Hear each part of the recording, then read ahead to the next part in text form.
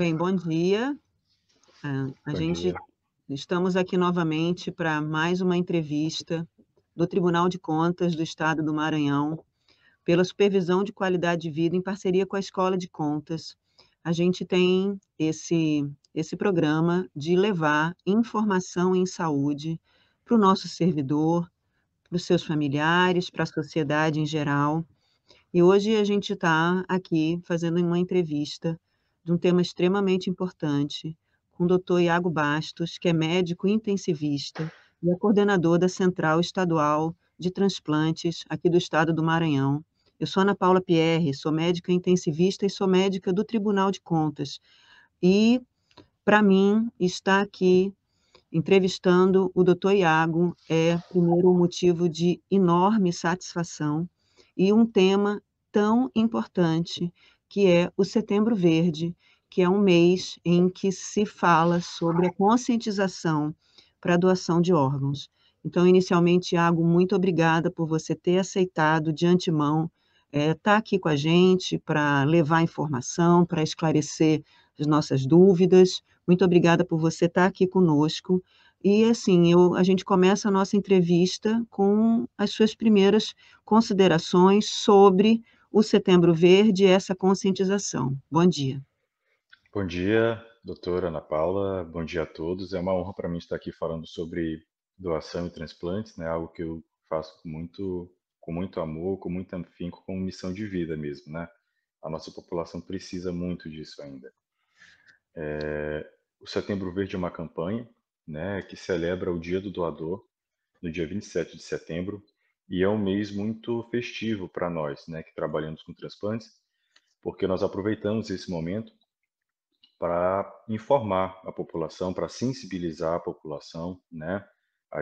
O nosso trabalho ele só existe graças ao doador, à família doadora. E é essa família doadora que permite que outras pessoas possam ter essa oportunidade de continuar vivendo através do transplante, que em algumas situações é a única via de tratamento possível para salvar essas vidas. Então, é o mês que a gente busca congregar todo mundo, colher depoimentos de famílias que doaram, colher depoimento de pessoas, de pacientes que receberam essa doação e sensibilizar a sociedade civil como um todo para esse processo.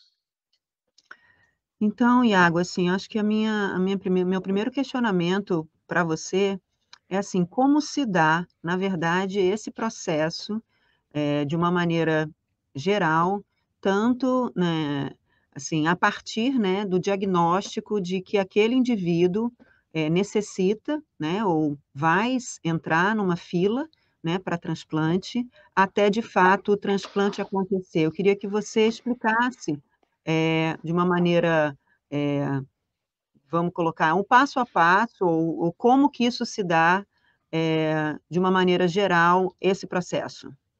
Então, uma vez que o paciente ele tem uma condição clínica de falência orgânica, né, seja ela cardíaca, hepática, pulmonar, renal, uma lesão de córnea, por exemplo, esse paciente ele é avaliado por uma equipe de especialistas, né, da especialidade, o cardiologista, o hepatologista, o oftalmologista, e eles encaminham para uma equipe de referência em transplante, né?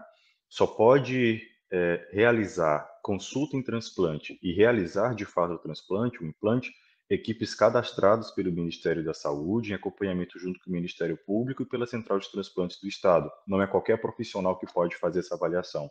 Existe todo um rigor técnico e legal para que esse processo aconteça. Então, uma vez que esse paciente ele chega no especialista credenciado, né, no centro credenciado, ele é avaliado em relação à indicação de transplante. Uma vez que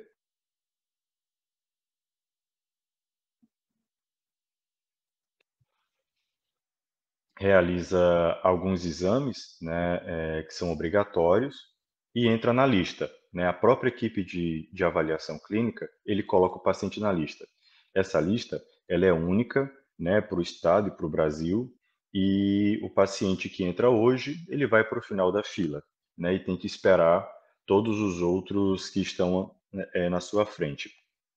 Existem algumas situações, e aí a partir do momento em que surge um doador compatível, né, combinando tipo sanguíneo, aspectos imunológicos que são vistos em exames e as condições clínicas do paciente, esse órgão ele vai ser alocado de acordo com essa lista única.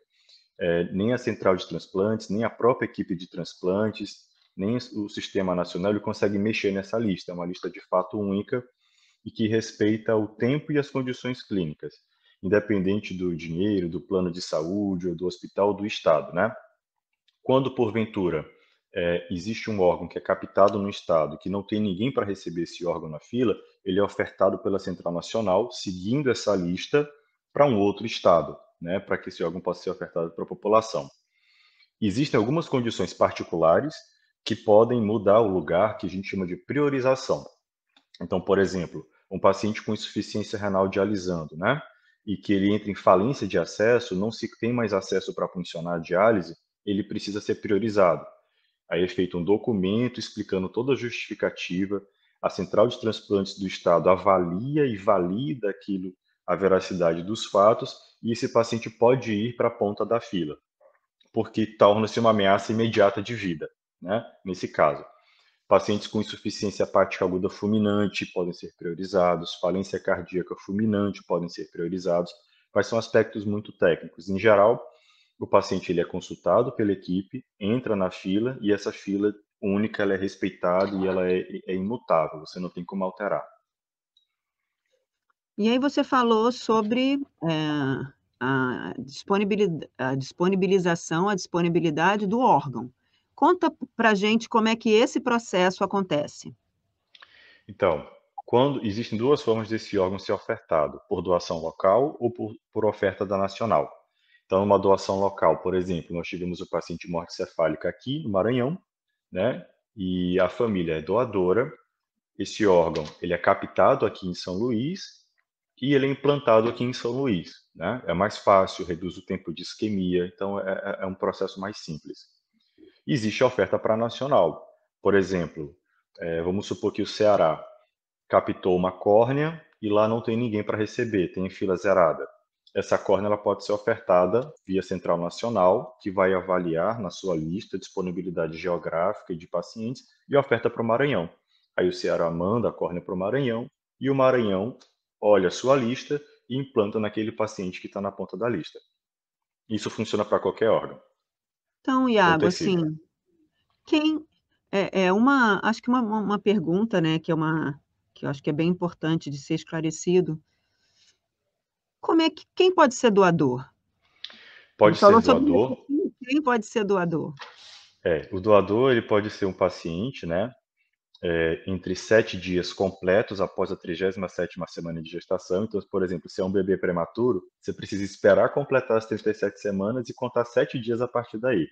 Então, um recém-nascido a partir de 7 dias, né, com gestação a termo, até os 80 anos de idade, que é onde pode-se captar córnea, por exemplo, de pacientes que não tenham sepse não controlada, HIV positivo, tuberculose em atividade, não pode ter câncer, né, em atividade, com exceção de alguns tumores do sistema nervoso central mais raros, né, o carcinoma de colo do útero in situ, ou basocelular de pele também in situ, doença viral grave em atividade, como dengue, por exemplo, e doença fúngica em atividade grave também. Então, se o paciente ele não tem nenhuma dessas condições clínicas que eu citei, dentro dessa faixa de idade, ele pode ser um doador. Ou um doador chamado doador é, falecido, né, por parada cardíaca. Você tem até 6 horas para captar, por exemplo, córnea e outros tecidos de intervalo. Ou o doador cadáver por morte encefálica, né? O doador não PCR, que é o paciente que constata a morte encefálica e a família pode optar pela doação dos órgãos e tecidos. E é interessante, né, que isso seja, acho que a gente já teve algumas, campanhas, né, sobre isso, dessa, eh, importância, né, de você comunicar, né, à sua família, né, se você, por um acaso, acontecer, né, de estar numa situação, né, em que a morte encefálica é diagnosticada, né, eh, do interesse, né, de ser um doador de órgãos, né, de você ter essa comunicação, né. Eu queria Isso. que você conversasse um pouco sobre essa questão do diagnóstico de morte encefálica, para que seja estabelecido a morte encefálica e em seguida o processo da doação? Então, a morte encefálica ele é um diagnóstico de falecimento, de morte, né? É um diagnóstico extremamente sério.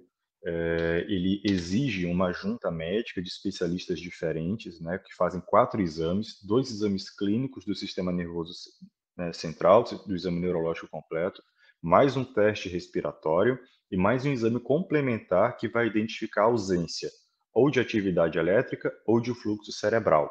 Só quando esses 4 exames são positivos é que a morte encefálica ela é declarada do ponto de vista legal. Não é um diagnóstico como, por exemplo, uma pneumonia, uma gripe, um AVC. É um diagnóstico de falecimento. É tanto que na hora que a morte ela é confirmada legalmente, a gente já entrega para a família a declaração de óbito ou encaminhamento ao ML no caso de morte traumática, né, de morte chamada de causa externa ou de causa violenta.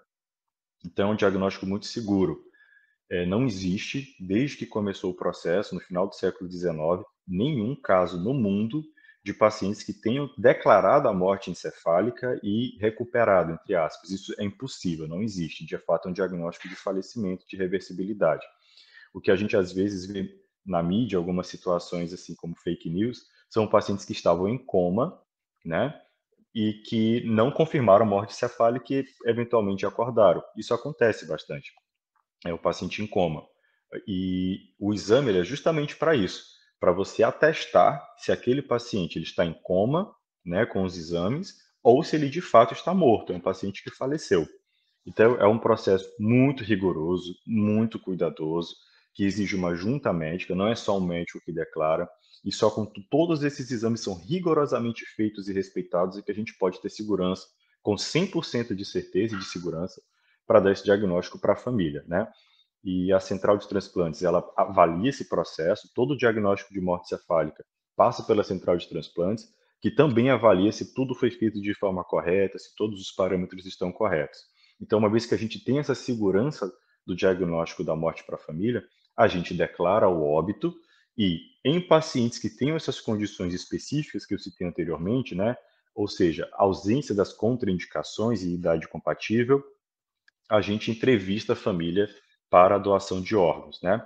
Antigamente essa doação ela precisava estar escrita no verso da identidade, mas Uhum, houve uma mudança na legislação e hoje em dia o que vale é a decisão da família.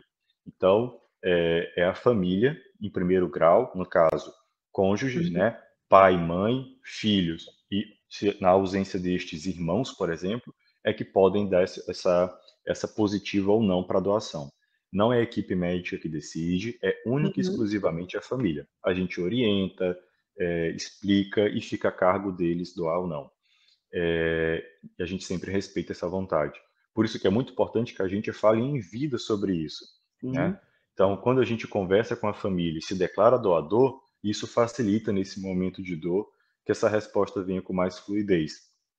E em conversa com famílias, né, que a gente tem esse contato, por exemplo, no Setembro Verde, é algo que facilita muito o luto. As famílias sempre falam isso, olha, ter doado, ter permitido que o meu ente querido pudesse ajudar outras pessoas, continuar vivendo parte dele através de outras pessoas, me ajudou a amenizar a minha dor, o meu luto, Uhum. né? E a gente entende isso porque é um ato de muito altruísmo, de muita doação, de muito amor, né? E então é algo que a gente sempre oferece para as famílias quando existe a possibilidade. Então, é muito importante, né, essas informações. Realmente, o diagnóstico de morte encefálica é um diagnóstico que não há nenhuma dúvida, né, de que aquele paciente, ele está morto. E uma Isso. vez e uma vez que isso está atestado, né, por por uma junta mesmo, né, um processo rigoroso, né, eh, uma vez que você acabou de falar sobre o processo, né, da entrevista familiar, né, na para que a família se manifeste, né, se aceita, né, se permite, se era vontade, do paciente ou vontade da família aquela doação ou não, né. E o outro lado, né, como que, se encontram, né, ou como ficam as famílias daqueles pacientes que receberam os órgãos, que a gente está falando primeiro dos que estão doando. Estão num momento difícil, um momento de luto mesmo, de muita dor, Isso. e tendo essa, esse gesto, né, de doação, né, é um gesto realmente incrível. E como é o outro lado, né, da família do paciente que recebe o órgão? É de transformação, né? Não é um paciente que adoece, é a família toda que adoece junto, né? Com aquele ente querido, e ele às vezes fica meses esperando a possibilidade de um órgão, né? Que é a única coisa que pode salvar a vida dele. Então, não tem outro jeito de recuperar um paciente da hemodiálise, por exemplo, ou de garantir a sobrevida de um paciente com falência hepática por cirrose, ou de falência cardíaca, né? Se aquele paciente não transplantar, em alguns meses ele vai acabar, infelizmente, evoluindo ao óbito, né? Então, receber esse órgão para essa família é a chance de continuar a vida, né? De ter uma vida normal, de ter uma sobrevida boa aí de anos, né? Como qualquer um de nós através da doação. Fora a possibilidade da doação para esse perfil de pacientes, não existe outra possibilidade a não ser o óbito. Então, realmente é a sensação de nascer de novo, né? De uma nova oportunidade de viver. Iago, então, assim, quais são então as principais, coisas, né, os principais itens, os principais temas que, a gente, teria, né, que falar e conversar especificamente nesse mês do Setembro Verde? Bom, o Setembro Verde é o mês de conscientização da população, da sociedade, né, para que converse sobre isso, para que fale sobre isso em casa, com sua família, com seus amigos, sobre ser, né, doador. Isso é muito importante, essa mudança de cultura, né, a implantação de cultura, por exemplo, de estados que conseguiram ultrapassar essa barreira, como o Ceará, o Paraná, Santa Catarina, que vivem a cultura da doação de forma muito natural, né, com as famílias, né, já se propondo a doar antes mesmo da entrevista, às vezes. Então, é uma mudança de cultura importante, que eu acredito que a gente vai conseguir chegar lá aqui no nosso querido Maranhão. Então, a gente procura sensibilizar a sociedade para falar, para viver o processo e para se declarar doador, né, quando for assim de sua vontade. Né, eu sou doador, minha família toda também. A gente procura também sensibilizar a, a gestão pública, né, os gestores municipais, estaduais, federais, para que olhem com carinho a causa, para que otimizem investimentos, para que otimizem o acesso da população para conseguir chegar nessa avaliação para transplante, para que tenham acesso ao tratamento de transplante aqui no nosso estado, né, e no Brasil, e sensibilizar também os profissionais de saúde para que possam ter condições de orientar, de esclarecer e de abordar essas famílias nesse momento de sofrimento. Então, são muitas pessoas que a gente tenta abarcar, conscientizar e educar nesse processo de mudança de cultura. Iago, eu queria te agradecer muito essa disponibilidade, né, de você estar aqui com a gente. Eu acho que foram esclarecimentos importantes.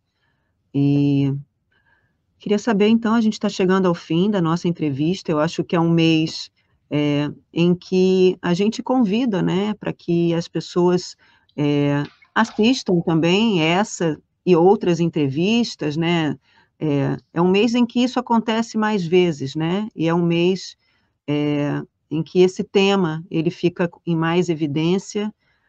Que bom, para que a gente possa sempre ouvir informações boas, informações confiáveis, informações verdadeiras, informações de muita qualidade, como essa que a gente está oferecendo aqui, né, nessa entrevista contigo. E eu queria saber, então, as suas últimas considerações para a gente terminar a nossa bela entrevista. Eu queria agradecer a oportunidade de poder estar aqui com vocês, né, falando sobre isso, que é algo que eu tenho muita paixão, e falar para a população que o Brasil ele tem o maior sistema de transplante público, né, gratuito do mundo. É o maior do planeta, né? Apesar disso, a gente ainda está bastante longe de chegar nas nossas metas, por exemplo, de países como a Espanha, né? E hoje o Brasil ele amarga uma fila de 65 mil pessoas esperando por um transplante de córnea, de tecido ou de órgãos, né? Só no Maranhão são 1.088 pessoas na fila, cerca de 800 esperando córnea, a oportunidade de voltar a enxergar de novo e cerca de 260 aguardando o rim, né, para sair da hemodiálise e cerca de 6 aguardando o fígado, né? Isso só no Maranhão. A gente tem feito um esforço muito grande, né? Ao longo desse ano, do ano passado para cá, foram 131 transplantes, né? Incluindo córneas e 18 de rins. E a gente segue nessa luta que é muito difícil, mas que a gente só vai conseguir vencer com a união da gestão pública, dos profissionais de saúde, mas principalmente da população. O nosso trabalho e essas vidas elas só vão conseguir ser salvas se a população mudar a cultura, né, a conscientização para uma mentalidade de doação e de amor ao próximo mesmo. Então a gente espera que nos próximos anos a gente consiga sensibilizar a sociedade para que fale sobre isso, para que discuta sobre isso, para que possa ter essa mudança, essa virada de cultura e a gente possa salvar essas vidas que precisam da gente aí que estão na fila. Iago, então, muito obrigada. A gente encerra, então, a entrevista de hoje. Tchau. Abraço.